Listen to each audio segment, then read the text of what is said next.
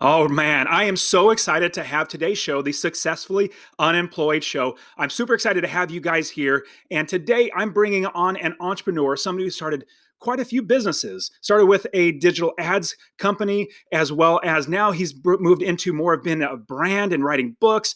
I am really, really excited to bring on Grant Sabatier on this show from the millennialmoney.com. He also has a book, and we'll talk about that. But Grant, thank you so much for being on the Successfully Unemployed show. Glad to be here, man. We've known each other a couple of years. It's great to finally, dive deep like this. Absolutely. I loved your story when I heard it a couple years ago, and we started talking a little bit after some conferences and stuff like that and got to know each other a little bit more.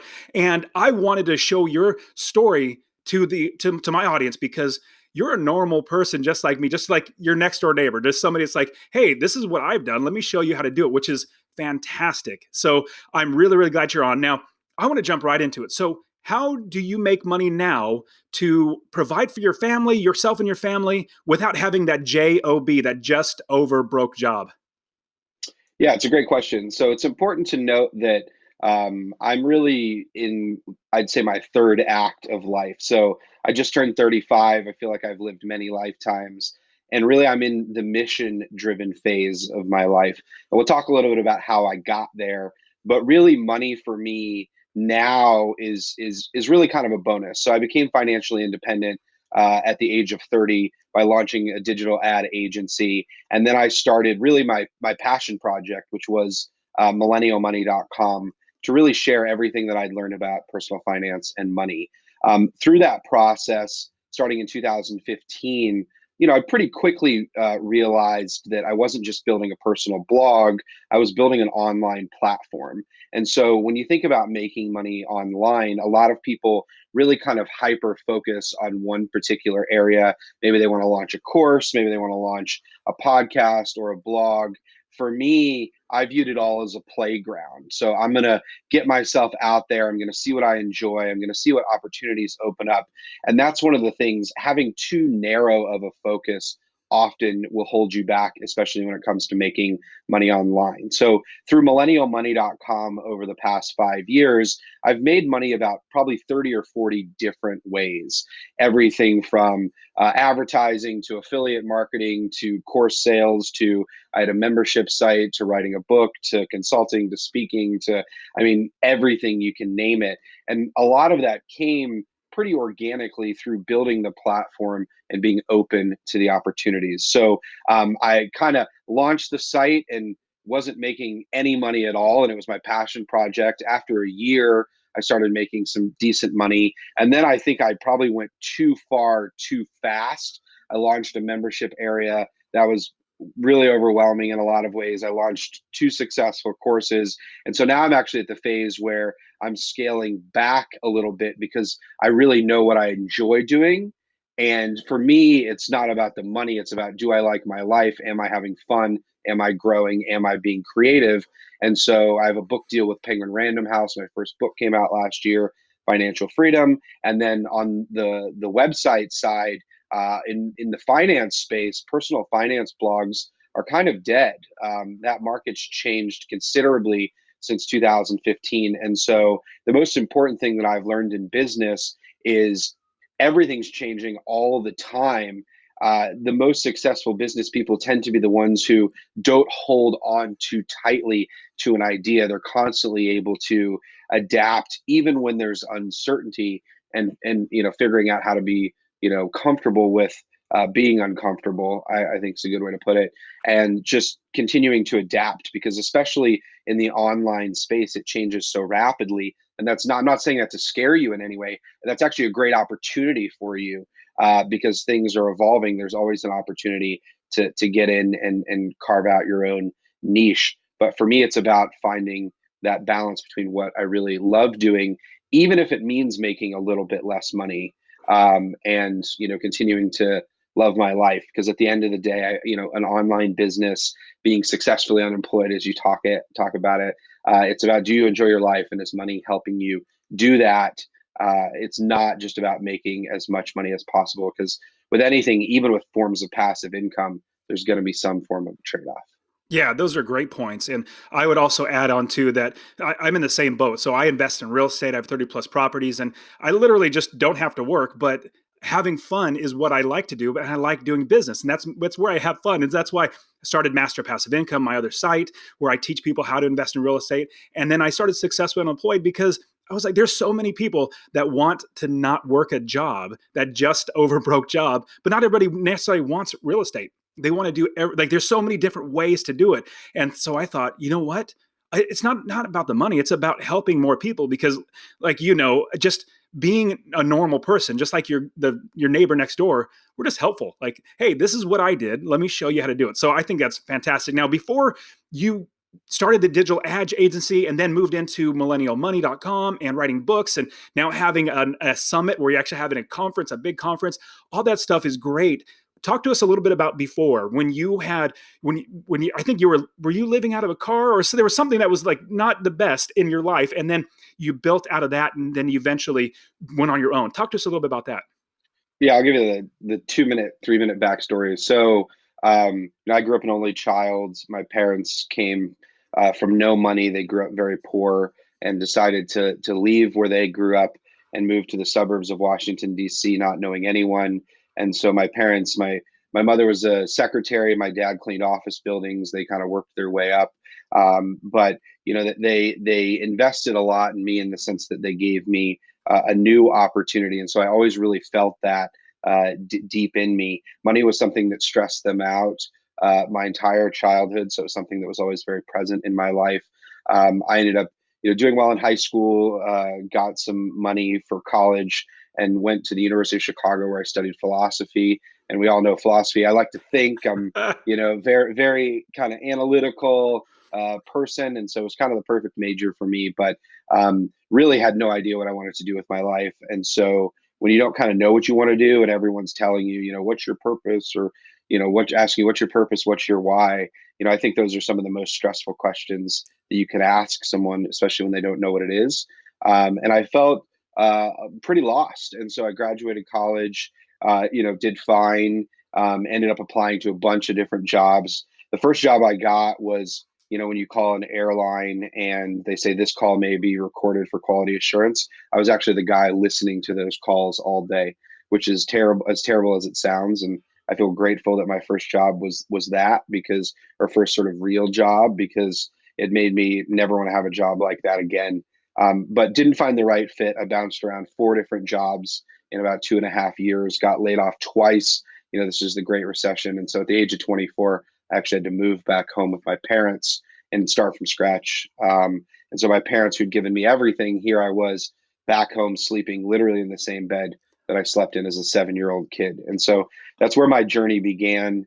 And it was around this time that, I saw that my parents were getting older. I was obviously stressed about money. They were stressed about money. Their friends were stressed about money. I went to this cookout in the summer of 2010 with them and all their friends. And I was kind of like the adult kid that had to move back home.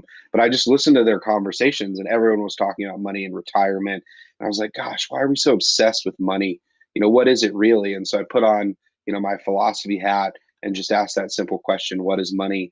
And started pretty systematically writing down everything that I'd been taught about money, or at least the big lessons, and then researching them, and found out pretty quickly that a lot of what we thought about money as a culture, a lot of what I'd been taught about money, was either incorrect, or now so old school it's obsolete, or even when it was correct, it was designed to keep you on this hamster wheel, for the next 40 years. And so once I kind of uncovered all of that, and I read Your Money or Your Life by Vicki Robin, that was kind of the big mind blowing book for me. Um, that set me on a trail to try to make as much money in as little time as possible and invest it. So I had to build an entirely new skill set, taught myself Google AdWords for free on Google, got certified by Google for free, and was off to the races, got a job at a digital marketing agency, and pretty much spent the next 5 years nonstop, either working, side hustling. I launched 2 different companies. I invested upwards of 80% of my income the entire time. And so I could get my money growing for me. And it took me 5 years and 3 months to go from my parents' house to $1.25 million in investments, and that was in 2015. So That was all before I started the blog. And that's what I wrote the book about, financial freedom. It's about that 5 year time period, what I learned about money, what I think holds us back when it comes to money. And then I did my best to answer that question, which I always got asked, which was, how exactly did you do it and how can I do it too? And so I really worked hard to systematically build out a process and a framework that anyone can follow no matter where they're at, to not do what I did necessarily, but at least get a lot more time and space and freedom in their life, because there's a lot of regrets that I had as well about that journey, and I shared those too. That's great. And the book is Financial Freedom, and it's very aptly named because what you do as you going through the process, you're learning how to become free of having to worry about money. And I remember our first conversation that we had.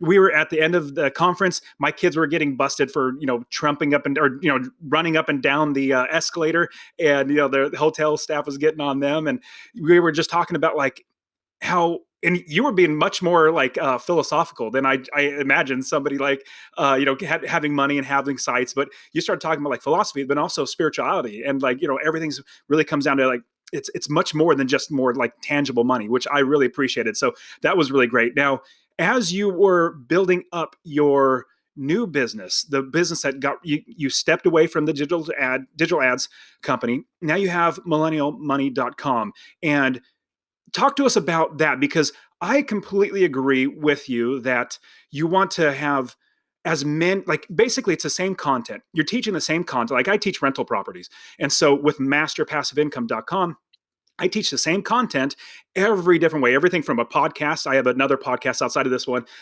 with books, my courses, my coaching, my YouTube, my articles. I literally have as many places as I can to be as helpful as I can to as many people as possible. Talk to us about that start. Like you started with millennialmoney.com. I also do want you to share a little story about how you realized you might have something by somebody offering you money for that. But talk to us about starting that millennialmoney.com.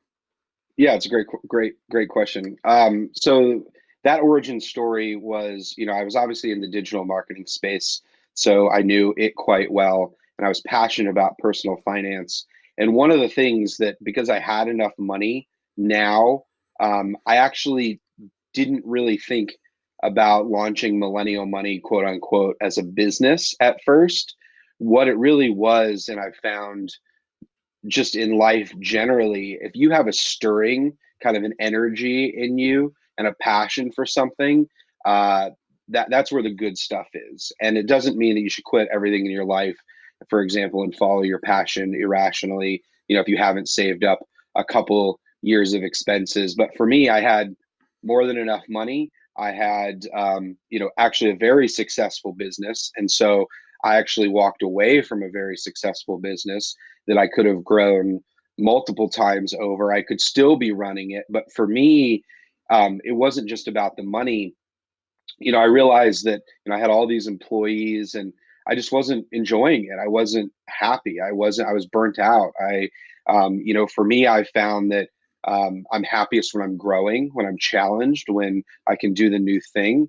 And so I finally realized, it took me 5 years, but I had the freedom that I was craving all along. In fact, I had that freedom so much earlier on, and I just didn't realize it. And that's an important thing that I try to teach, is just, you probably have a lot more freedom in your life than you realize, or make sure that as you get it, that you take advantage of it. Because I probably should have launched Millennial Money in like 2012 or 2013, because I already had some of that freedom, and I didn't necessarily have to wait as long as I did. But I'm a big domain investor, and so I was always buying and selling domains. And so I bought Millennial Money a few years before 2012, 2013 in a domain auction, pretty cheap. I paid about $50 for it. And so I knew that, okay, I really like, obviously, personal finance. If I'm ever going to launch a blog, I thought this would be a really good name. And so when it came to 2015, I'd spent so much time helping other people build their websites, but I'd never built one for myself. I never had a blog. I never wanted to share online. I wasn't active on social media. I never really felt like I had something to say in the conversation. There's only so much time in the day, and I just didn't feel like I had anything worth sharing. But once I became financially independent, I was like, whoa, I actually did that. I made it happen. All the people around me had questions. My friends had questions. I realized that I just learned an insane amount. And not only had I learned an insane amount, I'd read almost 400 books about personal finance and entrepreneurship. It was like I got two PhDs in the subject, and I had my own ideas. Like now I finally was like, okay, here is what I think is an easier, better way. Here's how I think I can contribute. So it really started with that pure of a motive. And then the first thing that I did before I launched it was I started looking around at what else was out there. And so I didn't want to just be, another blogger sharing their story. I wanted to get the message. If I was going to spend the time, I wanted to get the message out to as many people as possible. And often excuse me, financial independence, financial freedom, these are big topics. And so the idea of reaching financial independence in 5 years or retiring early, or saving, over $1 million, those are massive goals. And I didn't want to just come out the gate with that.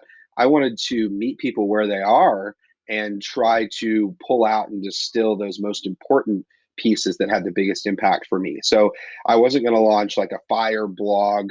I wanted to launch something that was very shiny in terms of a brand that people could grasp onto. People, I knew pretty immediately that I wanted this to feel and seem bigger than a personal blog.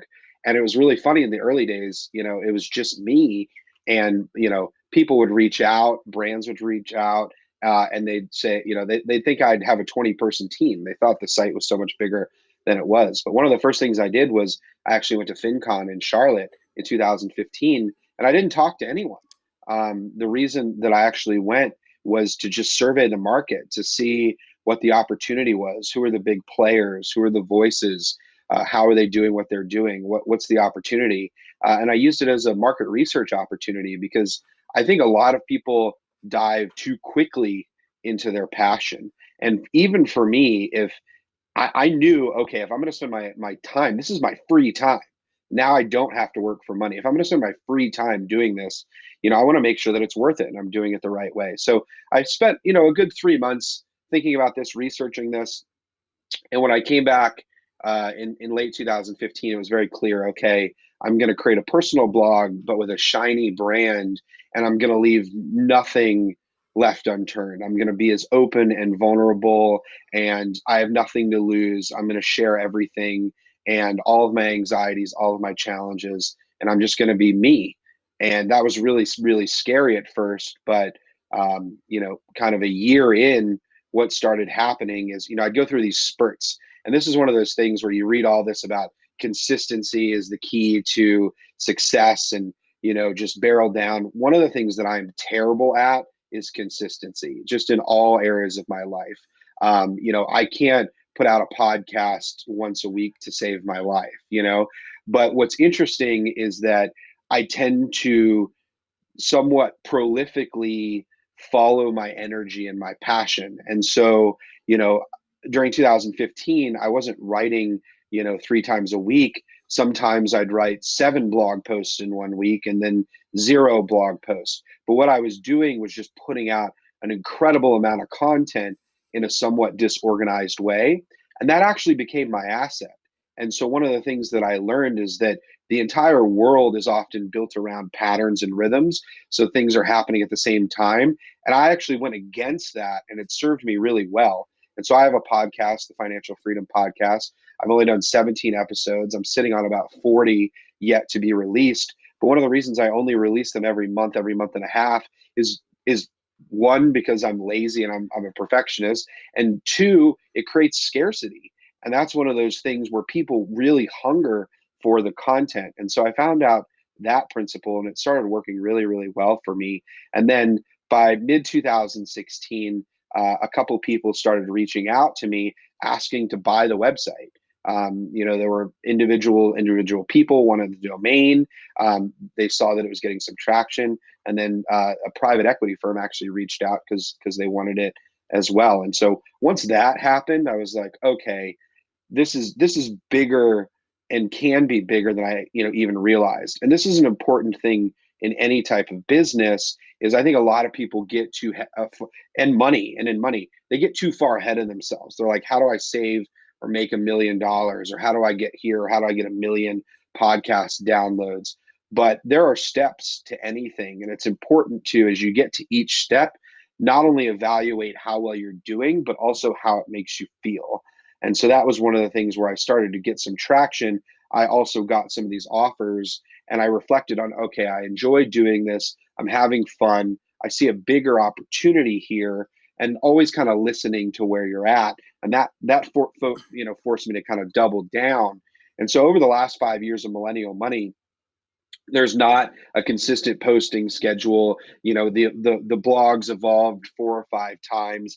I consider business kind of like seasons, where I had my really, really hard foundational, here's my first 250 posts, I'm grinding. Then I actually had to take some time off, and then I launched a podcast. And it's this very fluid approach where I haven't burnt out.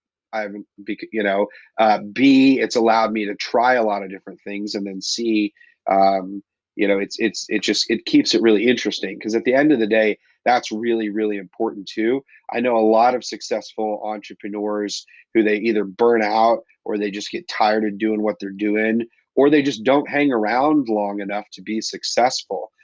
Because right now, you think, my book was a bestseller, it's in 12 languages, and people are like, oh, you blew up, or this all happened so fast. And it's like, no, I've literally written over 1 million words about money. And the only way that you can do that logically or sanely is, being interested and passionate about a particular topic. I don't know why I'm so interested in personal finance. I don't know where it comes from, but I just am. I mean, it gets me excited. It's what I think about. It's something that I still read a ton about. Now I'm in the phase where I can support other writers who are doing it, which is even more fun in some cases than writing myself, because you can see all the different voices and the up and coming people. But yeah, I mean, that's really kind of the origin story of the site. And since 2015, now over 30 million people have been to the site. We're at almost 1 million visitors a month. It continues to grow. It's evolved a lot. Now I've got many different writers, and like anything, it's gotten bigger, and it does take more of my time. And so I'm constantly thinking about, how do I continue to build this into my life and not let it take me over? Because that's the thing about making money online. You could spend 24 hours a day There's always doing something to it. do. Yeah. Always something to do. And the key is, how do you do a few things really well? How do you adapt? And how do you also just let go a little bit so you can focus on the long game? Because the impact, that where I am now is based just as much around the passion that I had, as well as just keeping at it and adapting. And I probably would have burnt out if I posted 3 times a week every week. There's some bloggers out there that I really look up to, that have done that for years. And some of my heroes, some of my blogging heroes, in the past year and a half, I've been able to leap over them in terms of traffic and reach. And I think, and I wasn't more disciplined, and I've been doing it in half the amount of time. And I attribute the only way that I've been able to, or one of the reasons I've been able to do that, is because, I'm able to keep it fresh and interesting for myself. I just launched a YouTube series yesterday, with Jamila Souffrant, called The Money Collective. And that's something that just came out of a conversation she and I were having, and I was like, let's do a YouTube series, and she's like, yeah, let's do it. And something as simple as that keeps it fresh for me and interesting. I don't know how I'm going to grow it, how I'm going to scale it. YouTube's one of those platforms that I'm interested in, but the ROI, it takes just so much time to build something big. But I was really interested in the conversations that we were having, so I was like, let's just get this out there. We'll see what happens. So I think it's fantastic now, the direction that you have taken the business, and you've reached out and you've done so many things, for everything from, number one, starting millennialmoney.com, and then writing so much content and putting it out there. And I mean, if you started back in what, 2012, 2015, and started building from there, it's not like it's overnight success. I mean, you've worked your tail off to get there, and now you're branching out to where you're, like you said, having the YouTube channel or the series that you're having. And on top of that, writing the book, having courses, all this stuff. And I liked how you said you're scaling back to you figure out what's working the best for you. Then you're also having a conference. Now, if somebody listening to this would say, I see what Grant is doing. It's a fantastic opportunity. I want to be where I have my own conference. And like that's the end goal is having a conference. And then let's scale back or walk backwards from there. So the end goal is conference, walk back to where then I have a lot of influence. I also write a book. I have courses. I'm helping people. I have my site. I have a podcast because I completely agree with you. I'm also the same mind where if I did once a week or 3 times a week posting an article, I would just go nuts. Like it's just not in me. I have like a season, like you said, I just get a bunch out all at once and then I take a break, and that's just what happens. But if somebody were to start, is that the best way to go? Like, what's the first way to start if they want to eventually get to where they have a conference and they're influencing lots and lots of people? Where should they start? Wow, wonderful, wonderful question. Um, I think a lot of people start in the wrong place. I think they see, a path that someone like maybe I've taken, or someone even a lot bigger like a Tim Ferriss, and they're like, This is how I'm going to go." And there's all these books about how to become, an influencer, build an online brand, and they all tend to be very similar, which is like create all this stuff. Or you get the Gary V model that's just like create, just get as much content out there as possible. And that worked really well for Gary Vee and continues to work well for him because he had such an early mover advantage. But now we're at a point where there's a saturation of content. So there's so many podcasts, there's so many voices. And that doesn't mean there's still not an opportunity, but the most important first step, without a doubt, is find your voice. And finding your voice is both easier and maybe harder than you think. It's like anything, it just takes some time. And so when I first started blogging, I sounded like everyone else. Like even, I like going back and reading what I wrote. It's like, like it's funny. It's fun. It's like, you don't even recognize that person. And it's like anything else, you got to put in the reps. And so, what makes a writer? It's someone who writes. I mean, what makes it's someone who podcasts. You continue to get better the more you do anything. And it's easier to do that if you're really passionate about it. And the other thing is people, especially now, people are smart. They can see through the crap. They can see when people are faking it. They can see who the real deal is. And so the only way to be that is to truly be yourself, to leave it all on the floor, and to pick and choose when you do something. And so, I think about the book, um, just because it's the biggest, kind of professional achievement in my life. It's pretty easy to go out and write a book. You can go self-publish a book, you can get editors, you can get a designer, you can go pump one out. I mean, people pump them out all the time. Pretty easy to write a book. Extremely, extremely difficult to write a good book. Extremely difficult. Those are two different things. And so for me, I went in thinking, that, okay, I'm going to write this book. I've written all this on the blog. I've become a better writer. And man, I got this book deal with Penguin Random House. And the first 30,000 words I sent my editor, she literally wrote back, "I don't know if you can do this." And Ouch. yeah, and I mean, I needed to hear that. It was, it Hmm. was, it was true. It was true. Um, and it's like anything else. I realized that I didn't know how to write a good book. And so I had to figure out how to try to write a good book while writing the book while, I mean, it was immensely, immensely challenging. And this is the thing that I realized through that process. At the end of the day, say in 50 years, when I'm on my deathbed and I'm looking back at my life, what am I gonna what would I regret?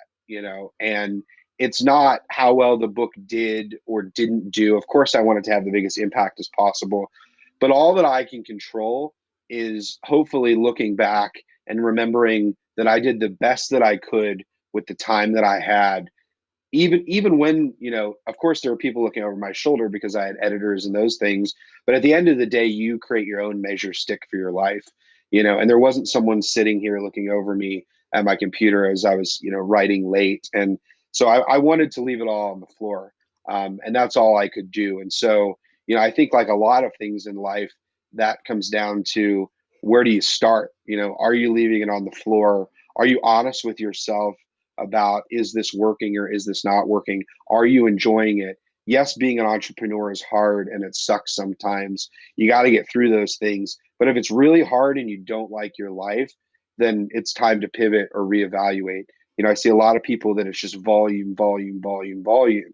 But finding your voice, and the only way to do that is to start getting stuff out there, getting feedback, reacting to it, adapting, seeing how it makes you feel. And then at the end of the day, we're talking about content creation. This is all about connecting with people. We're all struggling in our own lives. Life is hard. It's really, really hard for some people. It's getting harder. We're living in a really, challenging, increasingly challenging time. That there's an incredible opportunity to do what you love and share, your perspective, and that's what people want to connect with. And if they connect with you, that connection goes both ways. Me as a writer, the only reason I'm a writer is because people read, what I'm writing, and then that relationship is formed, between that content. But finding your voice, being honest, is really the first step in my opinion. I think it's fantastic. I completely agree. And I want to touch on something and make sure everybody gets this, that in order to find your voice, you have to start using your voice in order to hone it and to shape it and to figure out that didn't work. That did work. Get rid of what didn't, keep what did, and keep moving forward. Because if you never get started, you're never going to grow. So I love the idea of finding your voice. Now, once we find our voice, let's say we know we love talking about, let's say I'm a guy, so I'm gonna think barbecues. All right, but if a woman might be talking about plants, or what, I'm not sure exactly what anybody else would pick, but they pick something and they're gonna niche. And we know, we've heard many times that you want to niche down. You don't want to be so broad that nobody knows exactly what you're talking about. So we find our voice. We start maybe going after a niche. Like what after we find our voice, we've started writing things and we're passionate. We know what we know, that we're passionate about this. We keep moving forward. What would you say is the next step that we should go down? Yeah, and so yeah, great, great, great question. It's important to note that you're always going to be finding your voice. It's always going to be changing, because at the core of life is change, and that's one of the most important things as well. As we often try to hold on really, really tightly to not only who we think we are, but what we think that our business should be as well. And so being able to continue to adapt. And so let's get back to that niche question. Um, at the end of the day, you shouldn't find a niche. You need to let the niche find you. And that comes down to testing a few things that you think might work and seeing how you feel and seeing if you enjoy it, and then mixing that. So pairing that type of a how do I feel research, do I enjoy this, is this fun, with very practical and realistic, a realistic assessment of the opportunity. And a lot of people, they don't do either of those things, or they do one thing without the other. And what I mean by that is, you have to spend however much time you're comfortable with researching the opportunity. And so what that means is reading all the blogs about the topic that you're interested in getting into, consuming all the best books, thinking about how your angle could be different. Why would someone even read your book as opposed to someone else's? I mean, there are, hundreds of thousands of personal finance books that get published every year. How am I going to stand out? How am I going to be different? What do I have to say? What's my angle? What's my positioning? And that takes some work. I mean, it doesn't have to be hundreds of hours, but spend 20, 30 hours reading other people's websites and books and content, and then think okay, here's my voice, here's my story, here's my lane. And is there an opportunity here? Can I stand out in a crowded market? And so when you mix those two things together, I mean, let's say real estate podcasting, as you're talking about, who needs another real estate podcast? There are It's like, thousands of them. Yeah. yeah, what's your angle? What's what makes you different? Who's your avatar? You know, you hear a lot about that in marketing speak. I think there's an over focus often on that, like who's your ideal listener. If I had just thought about who my ideal millennial money reader was, I probably would have thought too narrow. You know, now I get emails from 13-year olds and 75-year olds. And I mean, it's all across the gamut. People I never would have expected would read or listen to my content all over the world. I mean, just, you know, you don't want to think too small as well. And that's the important thing about the niche. I think sometimes people niche down too quickly. So the best advice I can give is if you want to start creating content, if you want to start getting out there, get out there. I mean, just get out there, see how you feel, adapt. You can always delete a blog post. You can always delete a podcast. You can always pivot. You can always start over. Um, Maybe even if something is successful, but you don't enjoy it, you could also pivot as well. And so you just got to get out there. I mean, it's taking that first step. Connecting with other people is probably the third piece. So we talked about finding your voice, doing the research. What's your angle? What's the market opportunity? And then finally, third, connecting with other people who are doing it. And so this is easier to do in other industries, certain industries, but really at its core, if you're passionate about a topic, you're going to find other, and you reach out and you seek other people who are passionate about it. Naturally, you know, those people are going to want to talk to you. And so, you know, I could say that all the personal finance blogs out there are my competitors, but they're not. You know, there's so much opportunity, there's so much need, there's so many people searching for this, that in fact, collaborating with other people, learning from them, as well as helping them as well, has, you know, is going to have a net positive effect for you. And that's why I think a lot of people, they stay, you know, too close, or, you know, maybe they're too afraid to reach out to others. But you'd be surprised at even how many people email me and they're like, hey man, I'm just getting started, I love what you do. And then sometimes I'll email them back. You know, it's just, you don't know who's going to respond to you. But you know, you obviously, you miss all the shots that you don't take and you don't try. And so if someone's truly passionate about something and I can tell that they're working on it, and they reach out to me, you know, a couple of times, you know, I'm much more apt to respond to them. So if you're hungry, you're really, really hungry, you know, and you're very honest and you're open, you know, that really shines through. People can see that pretty quickly, especially people that have already been on that path. You know, that's why I'm so excited about helping some of these other writers, many writers who are actually older than me, but are in the money space. It's been super fun to help them because I can see how passionate they are and how unique their voice is. And the only way that I can see that is because I've gone through it myself. You know, it's like being a basketball player and looking at you know, being like a professional and looking at someone in college, you can very quickly tell the people who have potential. And then there's just this natural desire, I think, in all humans to help others. And that becomes fun because then you're not alone on the journey. Because often, if you're alone on the journey, you know, and you're in your basement, and you have your podcast mic, and, you know, sometimes creating content gets really, really, really lonely. And then the last piece is just think about the long game. You know, you're not just building a business, you're building your life. And so that for me too, writing the book took about 2,800 hours. So it took an insane amount of time.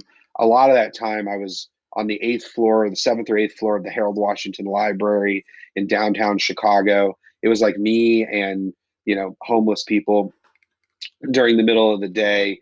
And I was just grinding it out, man. You know, I was at I'd wake up, go to a coffee shop at 5:30 a.m. The library opened up at 9. Then I'd be at the library from 9 till 1. I'd go out and get some lunch, come back, be at the library till 4, and then try to work a little bit more. And I did that, you know, every day for, you know, over a year. And most of the time I was alone.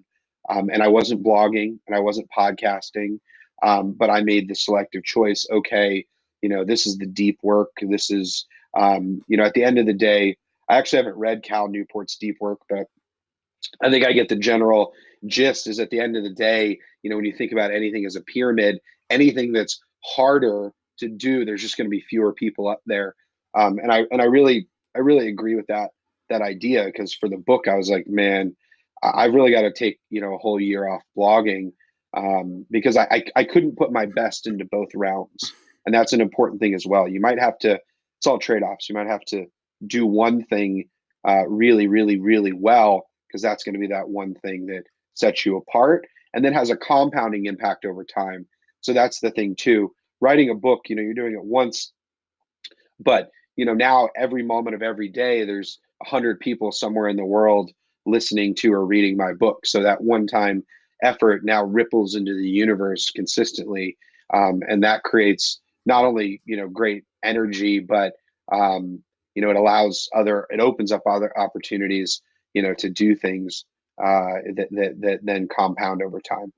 That's great, and I completely agree. And in fact, all the things you've been saying, that's really how I view business. Everything from like the avatar. I've never liked that word, like find your one avatar and talk to that one person. I'm like, that just doesn't work for me. I know my niche is rental properties. Like that's all I talk about. I talk about flipping, Right. wholesaling, just rental properties, and then from there.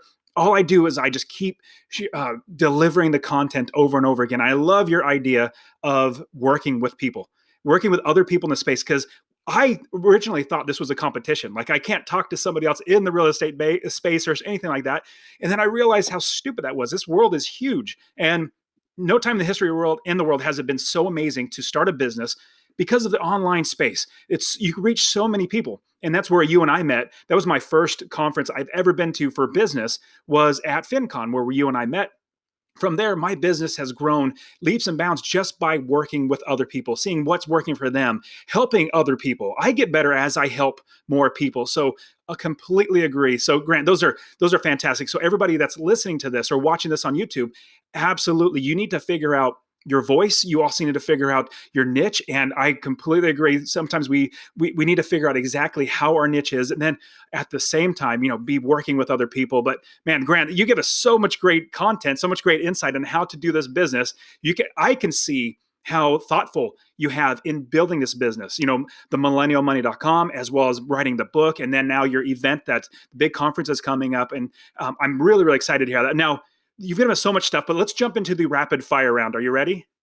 Let's do it, man. All right. So the rapid fire round, broad questions, you should be able to get these pretty easily. Hopefully, we have a little bit more time after we quit our job because we're financially independent. How are you giving back, or how are you making the world a better place, or the people around you? Like, what are you doing to serve and help other people? Yeah, I mean, literally everything that I do is designed around serving other people. And so that's where I mentioned a little earlier on, I never knew what my passion was or my why was or had a purpose. I just had to create the time and space for it to show up. And so once, I left the corporate world and started the blog, by 2016, I was getting those emails, you helped me do this, you helped me do that, you helped me, inspire me. I get these all the time now. And those emails, just fill me with so much more joy than even making the money. And so I found that kind of doubling down on the mission, and continuing to serve it, and that mission is very simple: make financial freedom available to everyone. And as long as I wake up every day and I'm looking through the lens of that, when I'm evaluating opportunities, it hasn't steered me wrong yet. And that's an important piece as well, because don't just chase the money, chase what you enjoy. And it's funny, even listening to you talk about millennial money and your business. Yes, they're all businesses. Yes, I have a P&L. Yes, I file a tax return, but I actually don't even think about them as businesses at all. And when you say that, I kind of get like a, oh yeah, oh yeah. I view it as my life. It all fluidly fits together. I'm not thinking about how do I maximize profit. I'm thinking about how do I maximize impact, and how I view that are things like obviously website traffic, book sales, all of those things. And so that's important as well. It's just going back to that idea of creating your own measure stick for your life. How I've built mine. Sometimes it has to do with money, and sometimes it doesn't. Okay, so the next question is, if somebody were to get started, what's the piece of advice if they say, I'd like to be doing what Grant's doing, influencing people, helping people? What's some advice that you would give them to get started? Find your voice. No, I think one of the things that I wish that I would have done, and I think this would be just a good place to start, is just try to think about what you want your life to look like in 5 years. And then think about, it's hard to kind of say that and then reverse engineer the process, but think about, what would an ideal day look like? What, why? And then once you do that, then dig into why do you want those things? Because we often want more money, or we want more success, or we want more fame because we think it's going to solve some problem, or it's just how we're wired, but we haven't actually dug into why do we want those things. And there's actually a really incredible Tim Ferriss post that if you have show notes, you should link to, that came out, yesterday, which was about the kind of the perils of fame. And that's, I mean, it was a great post I read this morning. And Tim Ferriss is really right on the money. I've had to deal, as my influence has gotten bigger. I've had my bank accounts hacked. I've had my phone numbers stolen multiple times. I've had threats. I've had, my online life hijacked. I've had impersonators. I've had my identity stolen, all from just being online and visible, and trying to help other people. And so thinking about why are you doing what you're doing? Because at the end of the day, with increased influence comes not only increased opportunity, but increased responsibility, and then just things that you can't even imagine. You would have to deal with. And so think about what kind of life you want, and think about whether you actually, a lot of people want fame. And there's a really great Bill Murray quote, which is like, fame's really helped me, it's helped me get into a couple of restaurants, and, that's about it. A lot of people, what they want is just validation. They want to be heard, they want to be seen. And from a content creator perspective, I can tell you now, having reached millions and millions of people, it feels great, and I feel like I'm having a massive impact, but the feeling isn't much different than those first emails that I got from people, thanking me for helping them. And so impacting 1,000 people versus impacting, say millions of people, it feels the same. And to get to 1 million people, it might not be worth the effort, and it might not be worth the challenges, and it might not be worth the added headache.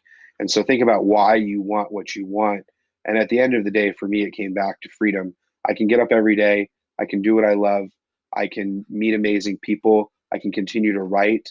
I'm really excited about writing another book, continuing to grow in that way. And so, the 5-year-old me, in my sandbox in the backyard is pretty happy right now, because I can do that every day, just with a larger sandbox and more tools and more sand and a whole lot of really cool friends that I can hang out with. That's great. And I agree. The bigger I build my business is because I reach more people and I help more people. And like you said, you get to hang out with more people. It's just more fun to be around people that are of like mind and stuff. So I completely get that. Now, next question. If you were to go back and give your younger self any piece of advice, it could be business, it could be life, whatever it might be, what would it be? Chill out, man.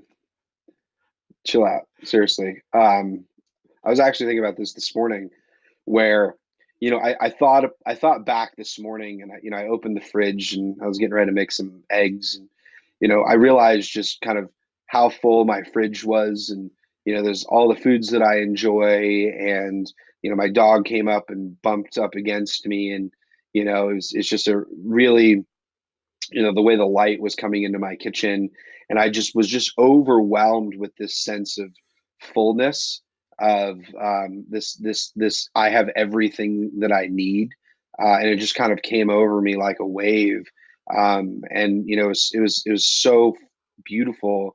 And then the next thought was like, why was I so stressed out for all those years? Why was I so worried? And it's one thing, stress is good if it drives you and if you're hungry, but it's a fine line, between when it's really toxic. And I think, like, I'm really predisposed to stress and anxiety.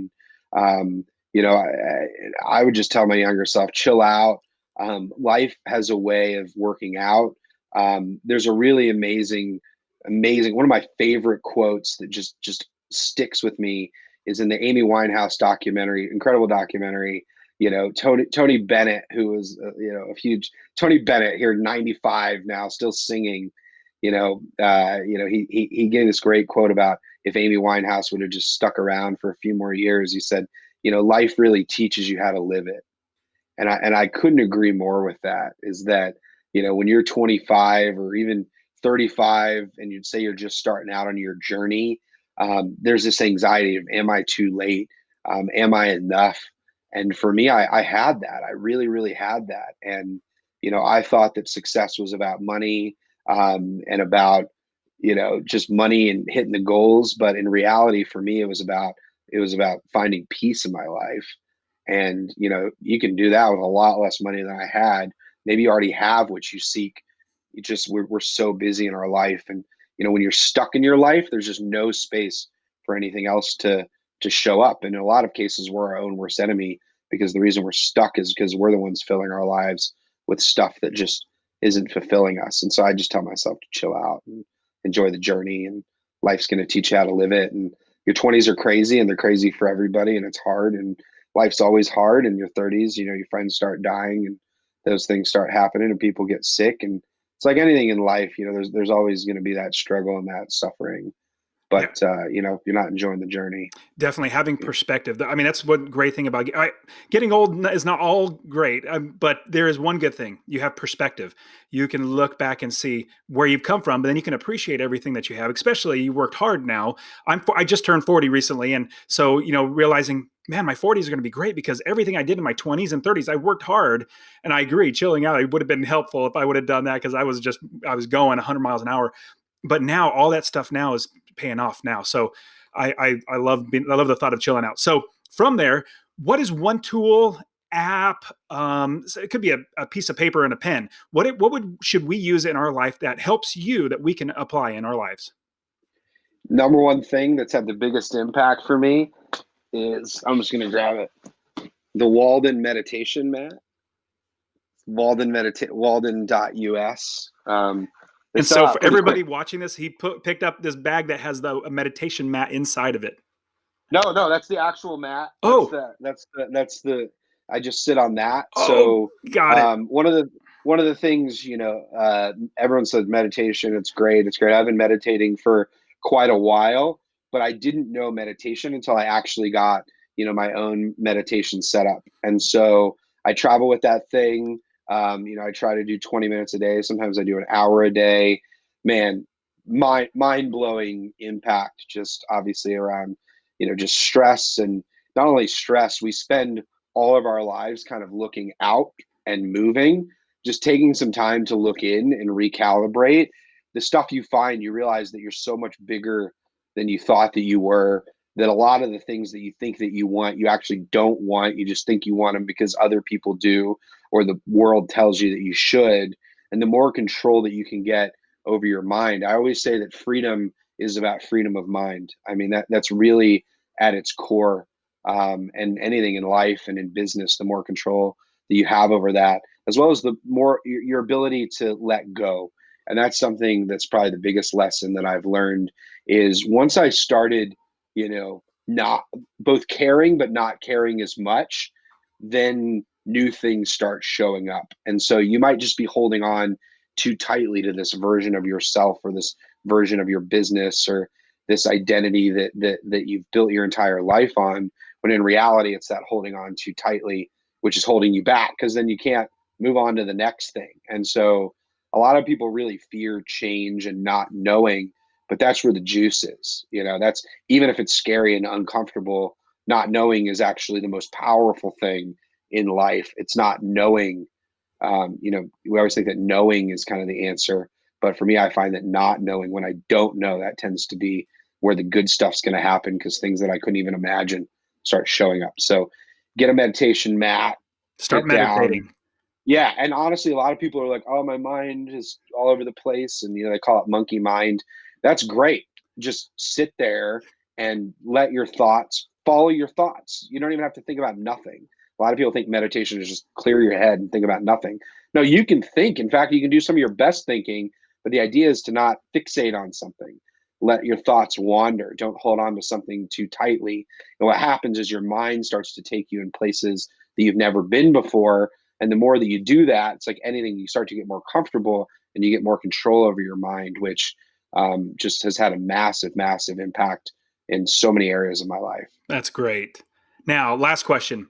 What is one nonfiction book that we should read outside of financial freedom, which we'll put that in the show notes? Everybody Oh should be reading yeah. that. What's one, because you read hundreds and hundreds of books. What's one that we should read? Probably one my favorite is The Art of Living is one of my favorites. I've probably got it right here. The Art of Living by Thich Nhat Hanh. This book, man, is just a masterpiece. The Art of Art of Living. So Living. Thich Nhat Hanh, he's in his 90s, is a Vietnamese Yeah. monk. Martin Luther King nominated him for the Nobel Peace Prize back in Wow. the 60s. Thich Nhat Hanh's written probably over 50 books, and this is his last book because he had a stroke a couple of years ago, and it is just pure magic. I mean, absolute magic. So read The Art of Living by Thich Nhat Hanh. Even if you have no interest in Buddhism, it's not even like a Buddhist book. It's just, here's my thoughts on living. Here's a guy who literally, has helped tens of millions of people and, spent his entire life dedicated to others. And that book is just so alive. Awesome, man. Um, The Art of Living. Very yep. cool. Well, good. Well, Grant, you've given us so much great insights and wisdom. If somebody wants to reach out to you or find you online, how can they do that? Yeah. At Millennial Money at Millennial Money com on Instagram, at Financial Freedom on Instagram. Those are two good places to connect with me. I tend to spend a ton of time much more time responding to Instagram messages than I do email. If you email me, I won't ever see it. So Instagram is a great way to connect with me. You can check out Financial Freedom, my book, just searching on Amazon. It's the Bright Blue Book or financialfreedombook.com. And then, yeah, those are the best places to reach me and check out my work. I also have a podcast called Financial Freedom. I interviewed Tony Robbins and James Clear and, some really incredible people around this intersection of money and life and mindfulness. And, we go really deep on all these topics. You can hear me go hard against James Clear around why I'm anti-habit. There's a lot of fun episodes there. So those are a couple good ways. Awesome. Grant, it's been fantastic, and I'm glad we got to catch up again. Thank you very much for being on the show. I am super excited to have you. So again, thank you very much. Yeah, thanks, man. Have a good day. You too, buddy. Peace. That is it for today's show. Now, I would so appreciate it if you hit that like and that subscribe button. I want you to be a part of this. So subscribe so I can get you all this great content on how to be successfully unemployed. Now, I do want this show to be all about you. So in the comments, I would love to hear your comments of how this is a great way and how you're going to apply this to quit your job, or this is the worst way to be successfully unemployed, whatever it might be. Leave it in the comments below so that I can interact with you. I want to see how I can help you to quit your JOB, that just over broke job. So if you got anything out of this, I would love it if you shared with one person, said, hey, there is a way to be successfully unemployed and quit that just over broke job, and here's a way to do it. So share it with one person. So you guys are fantastic. Thank you so much for being here with me on the Successfully Unemployed show. We'll see you next time.